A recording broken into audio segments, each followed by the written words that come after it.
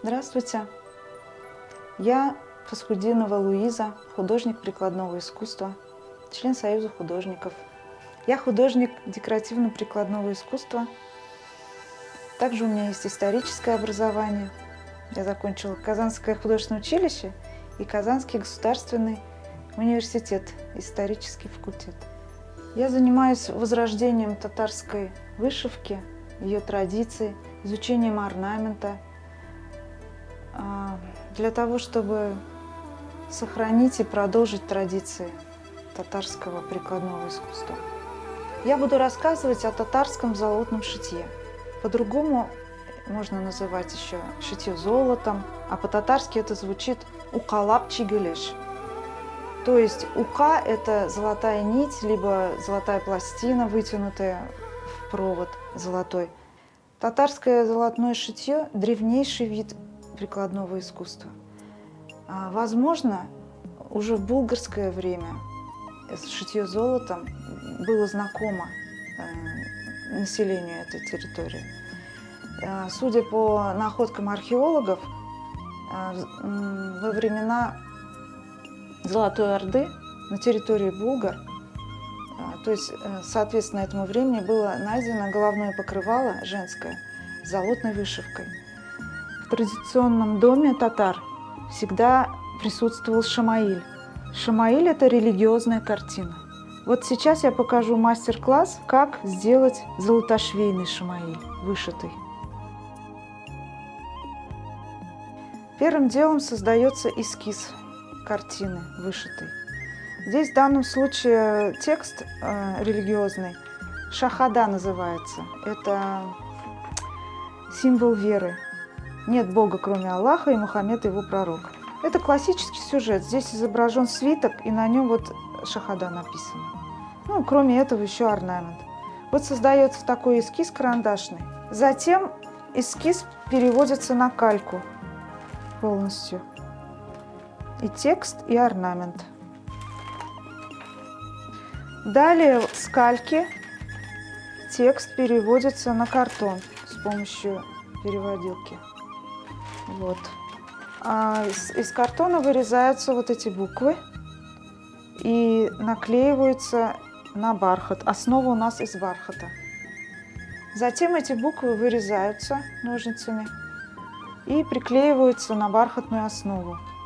Здесь уже размер шамаиля определенный, бархат натянут на раму, и мы непосредственно прямо на этом бархате и вышиваем. То есть нет станка специального, здесь уже готовая рама, на которой натянут бархат, а на бархат приклеены буквы.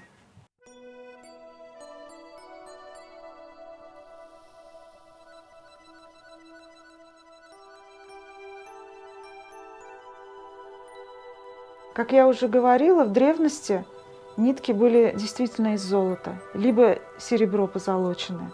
Современные нитки, естественно, синтетические. Нить нужно намотать на челнок, чтобы начать вышивать.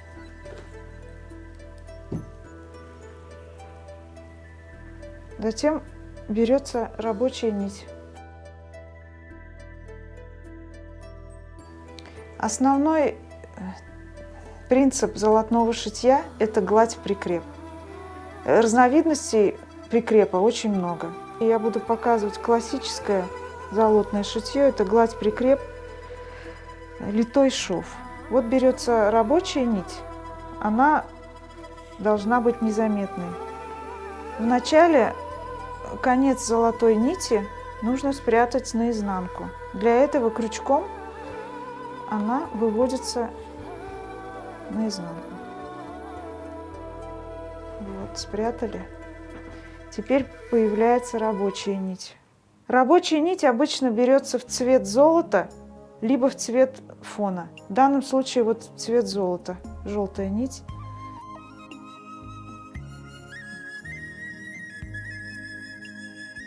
Вот сейчас мы закрепили на одной стороне. Челнок переходит в следующую сторону. Здесь с этого края тоже закрепляется незаметно. Функция рабочей нити – быть незаметной и закреплять золотую нитку. Золотая нить только по поверхности ходит.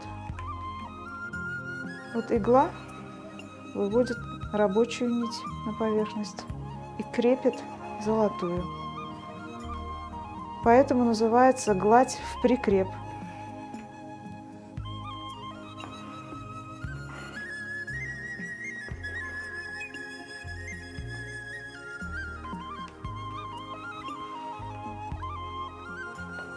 Одна рука всегда сверху, а другая снизу.